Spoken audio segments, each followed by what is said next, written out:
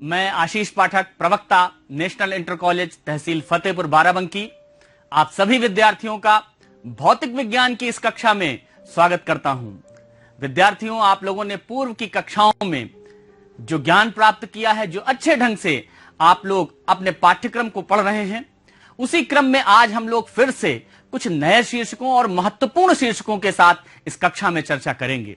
और आज के जो बिंदु, जो शीर्षक मैंने आज की कक्षा में आपके लिए तय किए हैं, जिनसे हम सब जुड़ करके आज की इस कक्षा को आगे बढ़ाएंगे, उनसे आइए परिचित होते हैं। तो आज हम लोग इस कक्षा में जिन शीर्षकों पर चर्चा करेंगे, उनमें पहला है वैद्युत फ्लक्स और फिर गाउस का नियम। ये दोनों ही जो हमारे शीर्षक हैं, ये बहुत महत्वपूर्ण है बोर्ड परीक्षा के लिए। गाउस का नियम भी बहुत महत्वपूर्ण है और वैद्युत फ्लक्स बहुत महत्वपूर्ण है। इन शीर्षकों के साथ विद्यार्थियों, आज हम लोग इसके पूर्व और बीच में कुछ ऐसे बिंदुओं पर भी चर्चा करेंगे, कुछ ऐसी परिभाषाओं पर चर्चा करेंगे जो इन शीर्षकों के लिए बहुत उपयोगी होने वाले हैं, जिनका उपयोग हम इन शीर्षकों के ज्ञान में करेंगे। तो आइए हम इस कक्षा को आगे बढ़ाते हैं आपके साथ, और सबसे पहले उसी संदर्भ में एक परिभाषा से परिचित होते हैं, क्षेत्रफल सदिश। क्षेत्रफल सदिश क्या है? आइए देखते हैं कि हम क्षेत्रफल को सदिश से कैसे संबद्ध कर सकते हैं। तो अब आपके सामने एक चित्र प्रदर्शित है और इस चित्र को ध्यान में रखते हुए हम लोग देखते हैं और आपसे बताता हूं कि यदि मान लीजिए एक लघु क्षेत्रफल खंड का परिमाप डेल्टा एस हो, और यहां पर जैसा आप देख सकते हैं, ये लघु क्षेत्रफल खंड है जिसका परिमाप डेल्टा एस है, परिमाण डेल्टा एस है, मैग्नीट्यूड डेल्टा एस है, और इस पर एक अभिलंब नॉर्मल ड्रा किया गया है, यहां पर ये नॉर्मल आपको दिखाई दे रहा है, और इस अभिलंब की दिशा में इकाई सदिश एन कैप है। तो अगर हमारे पास क्षेत्रफल खंड जिसका परिमाण डेल्टा एस हो और उस पर खींचे गए अभिलंब की दिशा का इकाई सदिश एन कैप हो, तो हम इसको सदिश रूप में व्यक्त कर सकते हैं। तब हम इसको कहेंगे कि ये हमारे पास क्षेत्रफल सदिश डेल्टा एस है, जिसका मान होगा डेल्टा एस और एन कैप। अब आप देखें, यहां पर हमारे पास दिशा मिल जाने से केवल जो परिमाण था हमारा क्षेत्रफल का खंड, वो हमारे पास बन गया क्षेत्रफल सदिश। तो ये तो हमने यहां पर एक समतल अवयव लिया था, समतल क्षेत्रफल का अवयव लिया था और उसको हमने व्यक्त किया। लेकिन हमको विद्यार्थियों यह भी जानना है, यह भी समझना है कि अगर हमारे पास कोई वक्रीय पृष्ठ हो तो उसको हम क्षेत्रफल सदिश से कैसे संबद्ध करेंगे। समतलीय हमारे पास क्षेत्रफल अवयव था, उसको तो बहुत सहजता से हमने क्षेत्रफल सदिश से संबद्ध कर दिया। अब अगर वक्रीय पृष्ठ है, जैसा आप दूसरे चित्र में देख सकते हैं, यहां एक वक्रीय पृष्ठ लिया गया है, इसको हम क्षेत्रफल सदिश से कैसे संबद्ध करते हैं, तो इसको भी हमको समझना है। तो आपको जब भी कोई वक्रीय पृष्ठ को क्षेत्रफल सदिश से संबद्ध करना होगा, क्षेत्रफल सदिश के रूप में हमको बताना होगा, तो हम क्या करते हैं, उसका जो वक्रीय पृष्ठ है उसको छोटे छोटे अवयवों में विभाजित करते हैं। और जब हम उसको लघु अवयवों में विभाजित करेंगे तो उसका जो एक छोटा अवयव होगा, जो उसका एक लघु क्षेत्रफल अवयव होगा, जैसा आपको दिखाई दे रहा है, वो इस समतल की भांति ही होगा। जैसा आपने ऊपर देखा था, वो वैसा ही हमको मिल जाएगा, एक समतल की भांति मिल जाएगा, एक समतलीय अवयव की भांति मिल जाएगा, समतलीय क्षेत्रफल हो जाएगा उसका। और तब हम उस पर अभिलंब खींचेंगे और फिर से जैसे हमने यहां पर परिभाषित किया था क्षेत्रफल सदिश को, कि क्षेत्रफल सदिश delta S equal to delta S N cap, जहां एन कैप अभिलंब की दिशा में इकाई सदिश है, वैसे हम यहां भी इसको परिभाषित कर पाएंगे। एक बात आपके मन में भी प्रश्न आना चाहिए। मैं आपसे बताता हूं कि अगर हम अभिलंब खींच रहे हैं तो अभिलंब की दो दिशाएं हमको मिल सकती हैं। अब हमको किस दिशा को लेना है, इसके बारे में भी हमको सोचना होगा।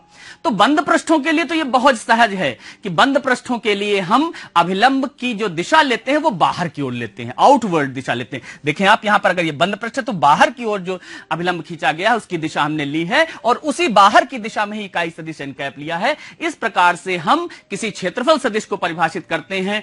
क्षेत्रफल सदिश को परिभाषित करने के लिए उसके परिमाण और उसके अभिलंब की दिशा के इकाई सदिश के साथ उसको लिख करके हम क्षेत्रफल सदिश के रूप में उसको व्यक्त कर सकते हैं।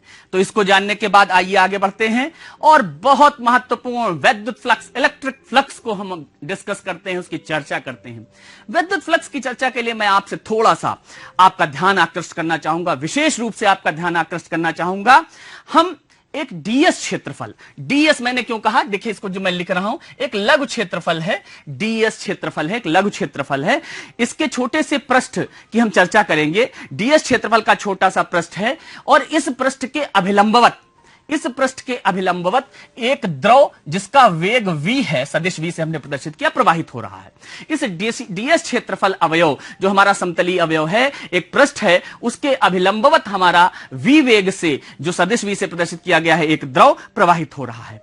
अब हमसे कहा जाए कि इस जो हमारे पास पृष्ठ से ds पृष्ठ से जो प्रवाह की दर होगी द्रव की वो क्या होगी, तो हम ये बता सकते हैं कि प्रवाह की दर इकाई समय में इस पृष्ठ ds से गुजरने वाले द्रव का जो आयतन होगा वो कितना होगा आयतन, आप देख सकते हैं vds, यही वो आयतन होगा जो उस पृष्ठ से इकाई समय में गुजरेगा और यही कहलाएगा उस पृष्ठ से गुजरने वाले द्रव का फ्लक्स, यही कहलाएगा उस पृष्ठ से गुजरने वाले द्रव का फ्लक्स। इसको हम कुछ इस तरीके से समझ सकते हैं कि अगर इस तरीके से हमारे पास ये द्रव इधर v वेग से प्रवाहित हो रहा हो और हमारे पास यहां पर आप देख सकते हैं कि इस तरीके से ये पृष्ठ हो जिसकी दिशा इधर की ओर हो, हमारे पास जो अभिलंबवत रखा हुआ हो, तो हम ये कह सकते हैं इस पृष्ठ के जो क्षेत्रफल सदिश की दिशा है वो वेग के समानांतर है और तब यहां पर जो आयतन गुजरेगा वो vds होगा और यही फ्लक्स कहलाएगा। लेकिन एक दूसरी स्थिति भी हो सकती है विद्यार्थियों, दूसरी स्थिति ऐसी हो सकती है कि मान लीजिए कि ये जो पृष्ठ है जिसको हमने ds क्षेत्रफल का बताया है, ये ऐसा न रखा हुआ हो कि उससे जो अभिलंब खींचा जाए वो वेग के दिशा के समांतर हो, वेग की दिशा में हो। अगर जो हमारे ds पर खींचा गया अभिलंब है उसके और वेग के बीच कोई कोण बनता हो, मान लीजिए थीटा कोण बनता हो, तब क्या होगा, मान लीजिए यहां पर हम कहें कि इस तरीके से हमारा ये द्रव प्रवाह का है और हमारे पास जो ds क्षेत्रफल है कुछ इस तरीके से रखा हुआ है। अब आप देखेंगे ये हमारे पास थीटा कोण बन रहा है, ये वेग की दिशा है, ये हमारे पास वेग की दिशा है और यहां पर ये किस चीज की दिशा है, ये हमारे पास ds क्षेत्रफल खींचे गए अभिलंब की दिशा का इकाई सदिश n कैप है, दोनों के बीच थीटा कोण बन रहा है। तो यहां पर द्रव वेग के अभिलंबवत जो प्रक्षेप होगा उस पृष्ठ का वो होगा हमारे पास ds cos थीटा, कितना हो जाएगा ds cos थीटा। और ऐसी परिस्थिति में जो द्रव का फ्लक्स होगा इस ds पृष्ठ से गुजरने वाला वो हो जाएगा vds cos थीटा, या इसको हम इस तरीके से भी कह सकते हैं सदिश रूप में, सदिश v dot n cap ds, ये हमारे पास पृष्ठ हो जाएगा अगर हमारे पास वो पृष्ठ इस प्रकार से रखा है कि पृष्ठ पर खींचे गए अभिलंब और वेग की दिशा के मध्य थीटा कोण बन रहा है।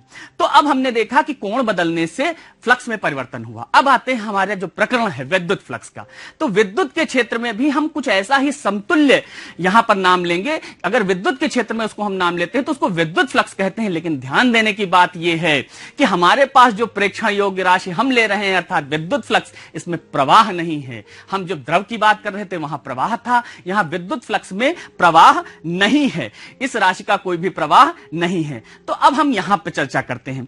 हम देख चुके हैं कि किसी बिंदु पर अगर वैद्युत क्षेत्र के अभिलंबवत रखे हुए इकाई क्षेत्रफल से जो वैद्युत क्षेत्र रेखाओं की संख्या होती है गुजरने वाले, अगर वैद्युत क्षेत्र में रखे हुए इकाई क्षेत्रफल से जो गुजरने वाली वैद्युत क्षेत्र रेखाओं की संख्या होती है वो उस बिंदु पर वैद्युत क्षेत्र की प्रबलता की माप होती है कि जितनी एकांक क्षेत्रफल से गुजरने वाली क्षेत्र रेखाएं वो प्रबलता की माप होती हैं। कहने का तात्पर्य यह है कि अगर हम वैद्युत क्षेत्र ई में उसके अभिलंबवत, वैद्युत क्षेत्र ई में किसी बिंदु पर उसके अभिलंबवत एक छोटा समतलीय अवयव रख दें जिसका परिमाण डेल्टा एस हो, अगर हम वैद्युत क्षेत्र ई में, ये ई है वैद्युत क्षेत्र का मान, एक छोटा समतलीय अवयव जिसका परिमाण डेल्टा एस हो उसके अभिलंबवत रख दें तो उससे गुजरने वाली क्षेत्र रेखाओं की संख्या ई डेल्टा एस के अनुक्रमानुपाती होती है। ध्यान दीजिएगा, क्या होती है, ई डेल्टा एस के अनुक्रमानुपाती होती है।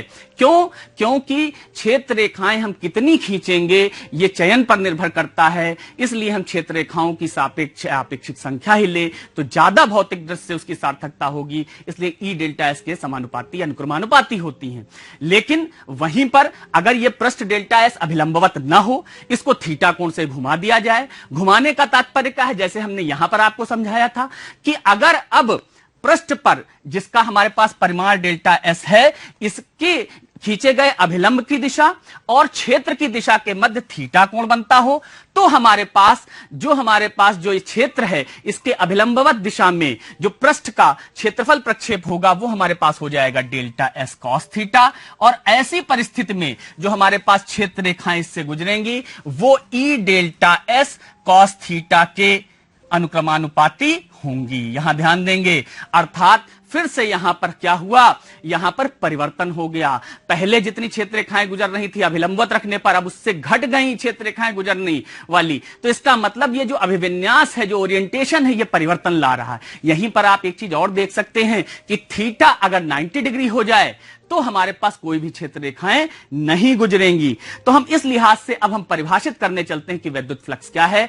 तो वैद्युत क्षेत्र में स्थित किसी काल्पनिक पृष्ठ से संबद्ध वैद्युत फ्लक्स उस पृष्ठ से गुजरने वाली वैद्युत क्षेत्र रेखाओं की माप है, और किसी पृष्ठ से गुजरने वाली वैद्युत क्षेत्र रेखाओं की संख्या हमने देख लिया है स्पष्ट रूप से 3 कारकों पर निर्भर कर रही है। एक तो E यानी कि जो कि वैद्युत क्षेत्र है, ये तीव्रता हमने इसलिए कहा क्योंकि ये हमारे पास ये परिमाण लिया है हमारे पास वैद्युत क्षेत्र, जो वहां पर वैद्युत क्षेत्र की जो माप है वो E, पृष्ठीय क्षेत्रफल S, और हमारे पास पृष्ठ का जो वैद्युत क्षेत्र की दिशा के सापेक्ष अभिविन्यास है, ओरिएंटेशन है, इंक्लिनेशन है, जिसको हम थीटा से कह रहे हैं, उसके ऊपर निर्भर करती है।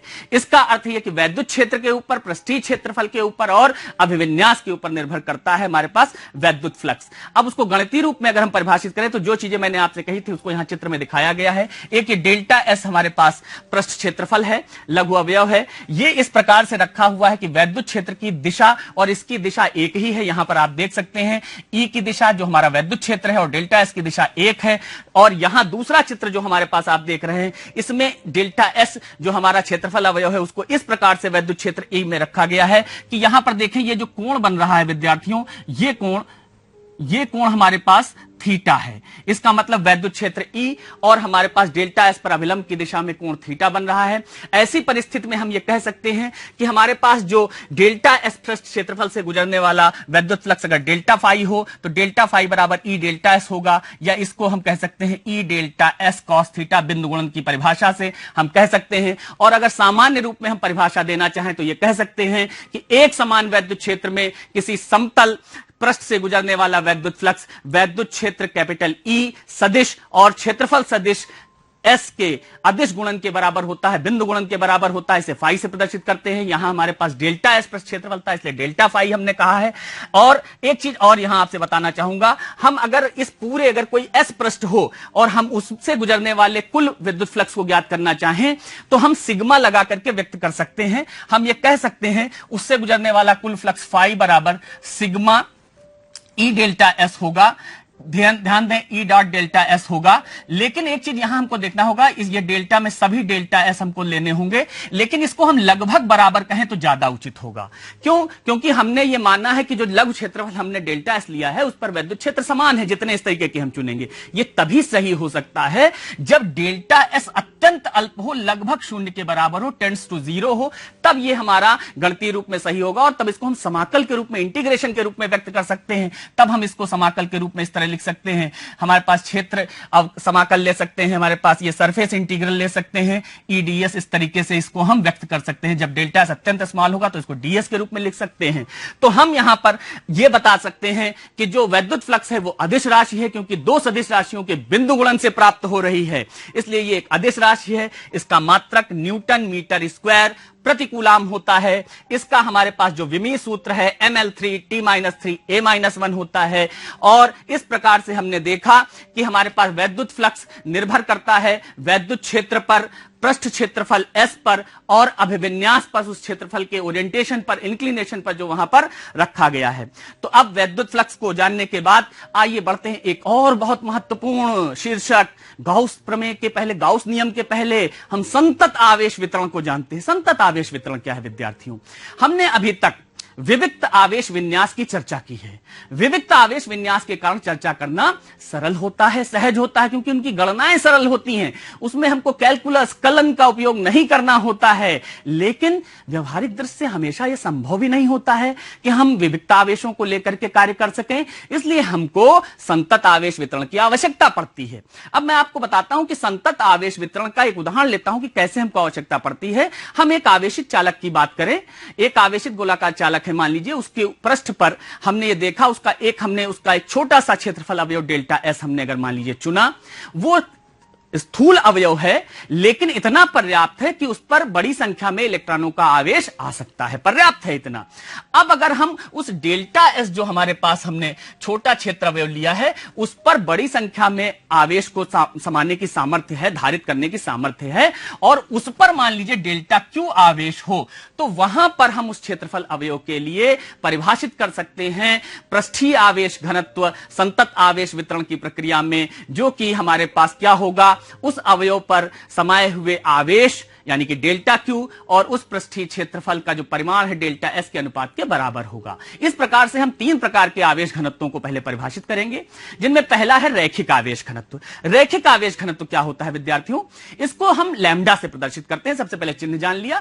अब हम ना चित्र में हम देखें तो हम देख सकते हैं कि हमारे पास एक क्या है, सूक्ष्म स्तर पर तार का एक रैखिक अवयव है डेल्टा एल। डेल्टा एल सूक्ष्म स्तर पर तार का रैखिक अवयव है, और डेल्टा क्यू इस रैखिक अवयव में समाये हुए आवेश हैं। आप देखिए, छोटा सा अवयव है, सूक्ष्म अवयव है, और इस पर समाये हुए आवेश डेल्टा क्यू हैं। तो हम रैखिक जो आवेश घनत्व है उसको लैम्डा से प्रदर्शित करेंगे, और लैम्डा बराबर होगा delta Q upon delta L, यहां पर लिखा हुआ है, और इसका मात्रक यहीं से हो जाएगा, आप देख सकते हैं, कूलाम प्रति मीटर। इसके बाद अभी जो दूसरा आवेश घनत्व, जैसा मैंने अभी शुरुआत में आपको बताया, पृष्ठीय आवेश घनत्व, इसको हम सिग्मा से प्रदर्शित करते हैं। ये देखिए, यहां पर ये स्मॉल सिग्मा है। आप थोड़ा सा कंफ्यूजन यहां दूर रखिएगा। हम 2 तरीके के सिग्मा यूज करेंगे।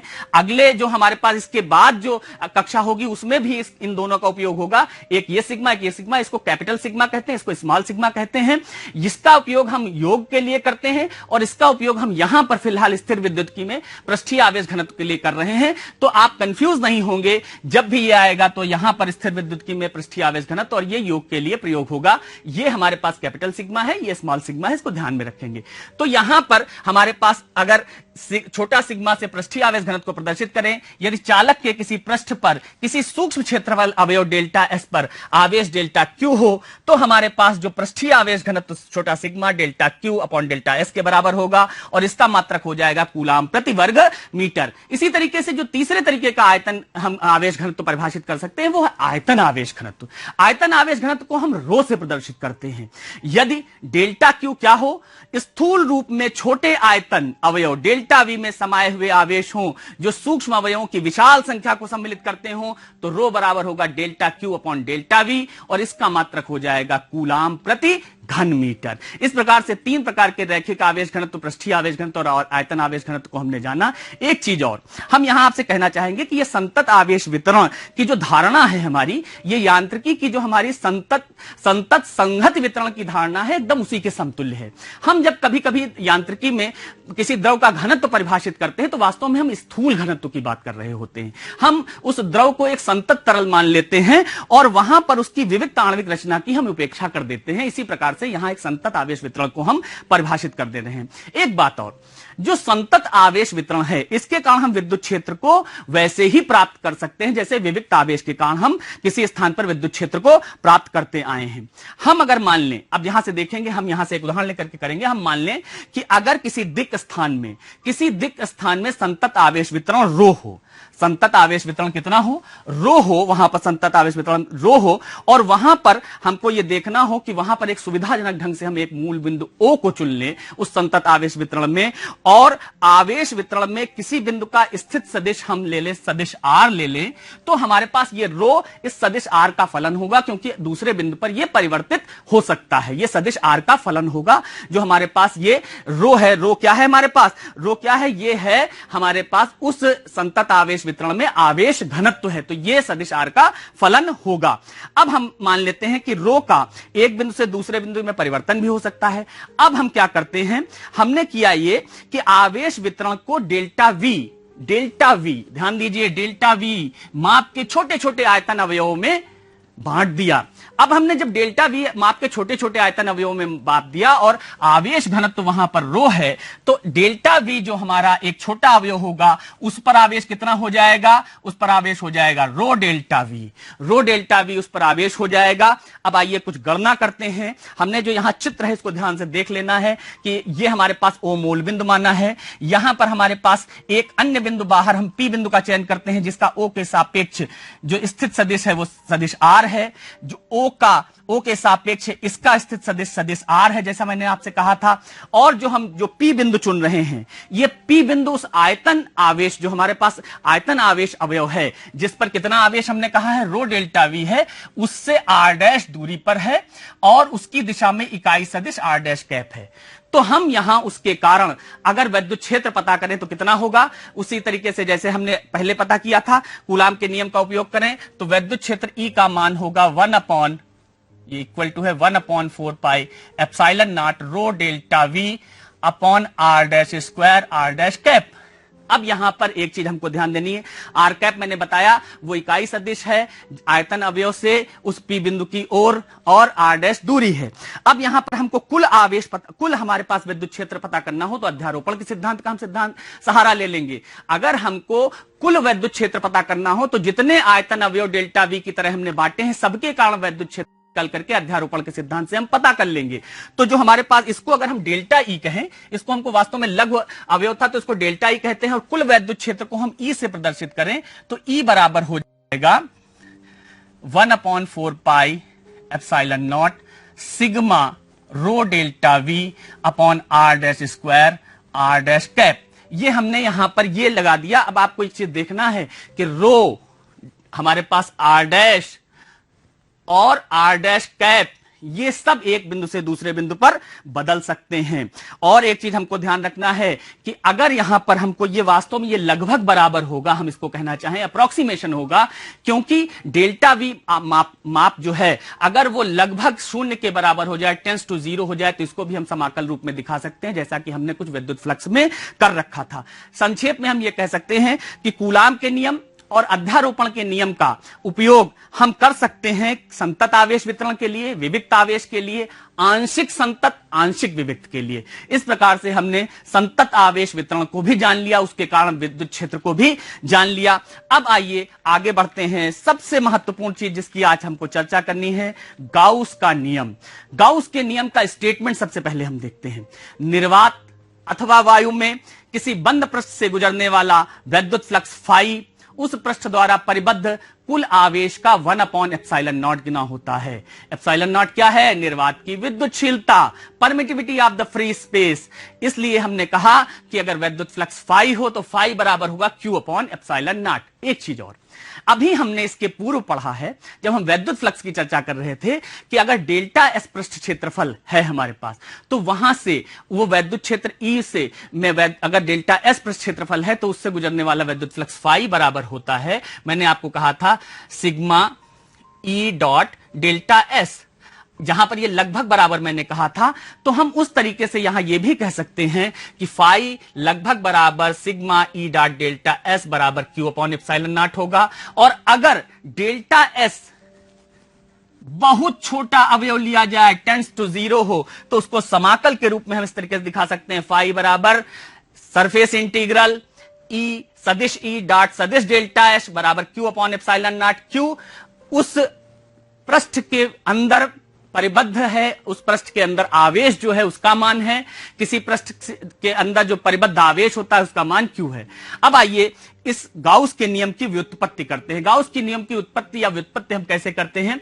हमने यहां देखा कि एक आर त्रिज्या का गोला है, ये अपने केंद्र पर रखे हुए प्लस Q आवेश को हम कह सकते हैं, प्लस Q आवेश को परिबद्ध किए हुए है। इस गोले का एक पृष्ठ अवयव डेल्टा एस है, यहां पर आपको ये दिखाई दे रहा है जो मैंने यहां पर दिखाया है, और इस पृष्ठ अवयव से गुजरने वाला विद्युत फ्लक्स डेल्टा फाई है। एक चीज और, इस दिशा में जो इकाई सदिश है वो एन कैप है, यह भी मैं आपसे बता देता हूं।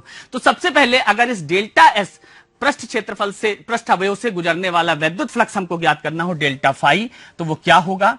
वो हमारे पास होगा 1/4 पाई एप्सिलॉन नॉट Q/r² हम यहां पर अब देखें, ये हम जो लिख रहे हैं सदिश रूप में लिख रहे हैं, और ये हो जाएगा आर कैप डॉट, हमको यहां पर लेना होगा डेल्टा एस सदिश, यहां पर हमको लेना होगा। अब आप देखें यहां पर हमने क्या किया है, कूलाम के नियम का उपयोग किया है, और कूलाम के नियम से हमने यहां पर वैद्युत क्षेत्र का मान रखा है और फिर डेल्टा एस यहां पर लगा दिया है। अब हमको यह देखना है कि जो आर कैप है, जो आर कैप हमने लिया है, ये क्या है। आर कैप गोले के केंद्र से, जो हमारे पास ये सेंटर ओ है, गोले के केंद्र से ये जो क्षेत्र अवयव है डेल्टा एस की ओर ध्रुवांतर रेखा यानी कि रेडियस वेक्टर की ओर क्या है, अनुदिश है। ये जो हमारे पास आर कैप क्या है, केंद्र से ध्रुवांतर रेखा के अनुदिश इकाई सदिश है। अब हम ये जानते हैं कि गोले के किसी भी बिंदु पर अभिलंब जो होता है, गोले के किसी भी बिंदु पर खींचा गया अभिलंब उस बिंदु पर रेडियस वेक्टर अर्थात ध्रुवांतर रेखा के अनुदिश होता है। इसका मतलब आर, इधर आर कैप, सॉरी इसको हमने एन कैप लिखा था, ये आर कैप होगा। आर कैप और डेल्टा एस ये दोनों एक ही दिशा में हो गए, सदिश डेल्टा एस की दिशा और आर कैप की दिशा एक ही हो गई, दोनों समांतर हो गए। और जब ये समांतर हो गए तो ये इसका प्रोडक्ट हमको मिल गया, डेल्टा फाई बराबर 1/4 pi epsilon naught Q by R square delta S, ये हमको प्राप्त हो गया। इसको यहां आप समझेंगे, ये आर कैप है, जिसको एन कैप लिखा हुआ था, ये आर कैप है। वस्तुतः अब इस गणना को हम आगे बढ़ाते हैं। ये हमारे पास डेल्टा एस प्रस्थ क्षेत्रफल से गुजरने वाला फ्लक्स, विद्युत फ्लक्स हमको डेल्टा फाई प्राप्त हो गया। अब हम आगे बढ़ते हैं, इस गणना को थोड़ा सा आगे बढ़ाते हैं। अभी तक तो हमने डेल्टा एस प्रस्थ क्षेत्रफल द्वारा पता किया है। अब हमारे पास जो हमारा पूरा गोला है उसके कारण गुजरने वाला कुल फ्लक्स क्या होगा। इस प्रकार के जितने छोटे छोटे क्षेत्र अवयव हम उस गोले के पृष्ठ पर चयन करेंगे उन सबका योग होगा, तो वो हमारे पास फाई कहलाएगा, और फाई बराबर होगा sigma 1/4 pi epsilon naught Q upon R square delta S. अब आप देखें कि हमारे पास जो आर है यो सभी से बराबर दूरी पर है। क्षेत्र अवयव का प्रत्येक, जो हमारे पास जो गोले के पृष्ठ का प्रत्येक क्षेत्र अवयव आवेश Q से समान दूरी R पर है, इसलिए इसको हम इस तरीके से लिख सकते हैं। इसको हम यहां पर लिख सकते हैं फाई बराबर Q/4 pi epsilon naught 1/r square, और यहां पर हमारे पास हो जाएगा सिग्मा डेल्टा एस, जहां पर सभी डेल्टा एस हमने सिग्मा में जोड़ने की कोशिश की है। अब यहां पर देखें हम क्या कर सकते हैं। अब आप देखें कि डेल्टा एस जितने गोले के पृष्ठ पर इस तरीके से अवयव होंगे उन सबको हम जब योग करेंगे तो आप जानते हैं गोले का पृष्ठीय क्षेत्रफल जो होता है वो 4 पाई आर स्क्वायर के बराबर होता है। तो यहां पर हम मान रख दें तो कुल हमारे पास वैद्युत फ्लक्स आ जाएगा Q/4 pi epsilon naught 1/r square 4 pi R square. तो यहां से आप देखेंगे फाई बराबर हमारे पास जो आ जाएगा वो आएगा Q/एप्सिलॉन नॉट, जो कि गाउस के नियम में हमको बताया गया था, यही हमको कथन में बताया गया था, जो हमने यहां सिद्ध करके आपको दिखा दिया है, यही गाउस का नियम है। अब एक चीज और बता दूं गाउस के नियम के बारे में। जो गाउस का नियम है वो हमारे पास सत्य होता है किसी भी बंद पृष्ठ के लिए, कैसा भी बंद पृष्ठ हो वो सभी के लिए हमारे पास गाउस का नियम सत्य होता है। और जो इसके दाहिने पक्ष में, गाउस के नियम के समीकरण के जो दाहिने पक्ष में ये क्यू दिखाया गया है, ये क्या है, ये उस पृष्ठ से परिबद्ध कुल आवेश है। हो सकता है उस पृष्ठ में कई आवेश हो, तो कुल आवेश जो है वो क्यू हमको ये लिया गया है। इसलिए गाउस का नियम हमारे पास सत्य है किसी भी बंद पृष्ठ के लिए, किसी भी आमाप का हो, कैसी भी आकृति का हो, उसके लिए सत्य होगा। और ये जो दाहिने पक्ष में आया हुआ क्यू है ये कुल आवेश है जो पृष्ठ से परिबद्ध किया जाता है, ये हमको ध्यान में रखना है। एक बात और कि हम यहां पर जो गाउस के नियम का प्रयोग कर रहे हैं इसमें हमको जब भी गणना करनी है तो इस बात को क्लियर हमको पता होना चाहिए कि पृष्ठ से परिबद्ध आवेश कितना हो रहा है।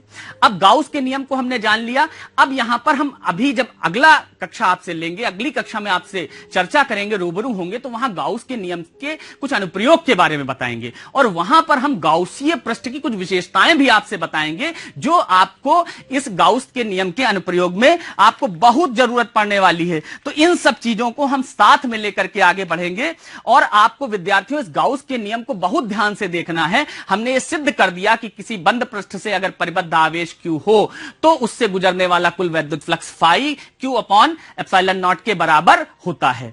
तो हमने आज जो जाना उसको एक बार फिर से मैं समराइज करता हूं। हमने ये जाना सबसे पहले क्षेत्रफल सदिश के बारे में जाना, फिर हमने वैद्युत फ्लक्स के बारे में जाना, वैद्युत फ्लक्स के बाद हमने संतत आवेश वितरण के बारे में जाना, और संतत आवेश वितरण के बाद हमने गाउस के नियम के बारे में भी जाना। तो इस प्रकार से हमने इन सब चीजों को जाना। आपके लिए जो अभ्यास कार्य मैं लेकर के आया हूं, वो अभ्यास कार्य क्या है, यह भी जान लीजिए। वो अभ्यास कार्य है कि इस गाउस के नियम का खूब अभ्यास करना है। इसके बारे में आपको इसका जो डेरिवेशन है, इसकी जो उत्पत्ति, इसका जो कथन है, इसको सतत रूप से अभ्यास करना है। इसको समझना है कि हमने किस तरीके से गाउस के नियम को सिद्ध किया है, और जो महत्वपूर्ण बिंदु इसके बारे में बताया है उनको भी लिख लेना है कि ये क्यों क्या है और किस तरीके से इसका हम यहां पर परिबद्ध आवेश लेते हैं। तो इन सब चीजों को देखते हुए गाउस के नियम का अभ्यास और संतत आवेश वितरण पर एक बार फिर से जितने तरीके के हमने आवेश घनत्व बताए, रैखिक आवेश घनत्व, पृष्ठीय आवेश घनत्व और आयतन आवेश घनत्व, तीनों की परिभाषाओं को याद करके उसके कारण क्षेत्र भी बताना है। तो आज की कक्षा में हम इतना